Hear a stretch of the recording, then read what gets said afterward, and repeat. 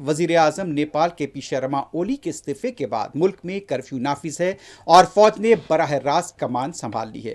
अबूरी हुकूमत के लिए नए चेहरों को तलाश किया जा रहा है। नेपाल की फौज ने एक बयान जारी करते हुए अवाम बिलखुसूस नौजवानों से अमन बरकरार रखने और ताउन की अपील की है। इस दौरान इत्तला मिली है कि दारुल हुकूमत खटमंडू में कर्फ्यू नाफिज है और ये कल सुबह 6 बजे तक जारी रहेगा। गुज़िश्ता रोज साबिक वज़ीर आज़म की अहलिया हलाक हो गई थी।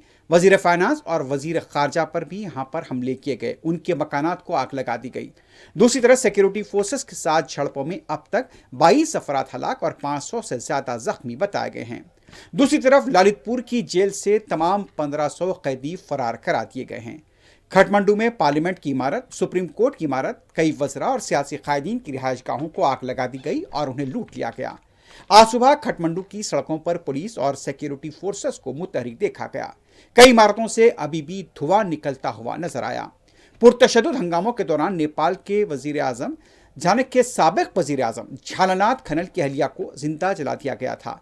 नेपाल के साबिक वजीर आजम के घर को आग लगाई गई थी, जिसकी वजह से उनकी अहलिया जिंदा जल गई। इलाज के दौरान वो फौत हो गई। खटमंडू एयरपोर्ट पर तमाम परवाजों के लिए बंद कर दिया गया है। ताहम यह बताया जा रहा है कि भैराऊ एयरपोर्ट को आग लगा दी गई। नेपाल में नौजवान करप्शन के खिलाफ उस वक्त सड़कों पर निकल आए जब हुकूमत ने सोशल मीडिया साइट के बशमूल 26 वेबसाइट पर पाबंदी लगा दी थी। एहतजाज के बाद हुकूमत ने सोशल मीडिया पर आयत पाबंदी को खत्म कर दिया था। नेपाल के दारुल खटमंडू और दीगर शहरों में कर्फ्यू के बावजूद सदर रामचंद्र पौडेल और वजीर आजम के पी शर्मा ओली की रिहाइशगाह को नजरातीज कर दिया गया था। जराये के मुताबिक नेपाल के साबिक वज़ीर आज़म पुष्पा कमल दहल उर्फ प्राचंदा, शेर बहादुर देवबा और वजीर तवाना दीपक खड़का समेत मुतअद्दिद सियासी रहनुमाओं के मकानात को भी मज़ाहरी नुकसान पहुंचाया और उन पर हमला किया। नेपाल के वज़ीर आज़म के पी शर्मा ओली ने पुरतशद्दुद हंगामों के बाद गुज़िश्ता रोज अपने ओहदे से इस्तीफा दे दिया था। अभी भी कई ऐसे मनाजिर नेपाल से मिल रहे हैं जहां पर कई ऐसे मकानात और क़यामगाहें देखे गए हैं जो कि सरकारी है, वो आग की नज़र हैं और वहां से धुआं उठता हुआ देखा गया। हर तरफ धुएं के बादल देखे गए हैं और ख़ास तौर पर सुप्रीम कोर्ट की भी इमारत को आग लगाई गई है, पार्लियामेंट को भी जला दिया गया था।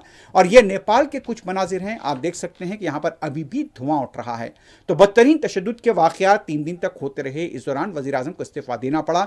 22 लोगों की जान गई है, जिसमें से तकरीबन 20 यहाँ पर नौजवान तालिब इल्म बताए जा रहे हैं। अब देखना है कि फौज यहाँ पर कंट्रोल हासिल करने का दावा कर रही है, लेकिन क्या यहाँ पर ये कामयाब हो पाएंगे या फिर किसी अबूरी हुकूमत को भी यहाँ पर शामिल किया जाएगा। और जिस तरह से इत्तला मिली है कि यहाँ पर जो तलबा थे जो एहतजाज कर रहे थे, उनके नुमाइंदों से भी फौज की क़ियादत ने बातचीत की है। अब देखना है कि आज शाम तक इस बारे में क्या फैसला लिया जा सकता है। कई मुकामात पर गाड़ियाँ जली हुई देखी गई हैं। ज़्यादातर सरकारी इमलाक को नुकसान पहुँचाया गया है।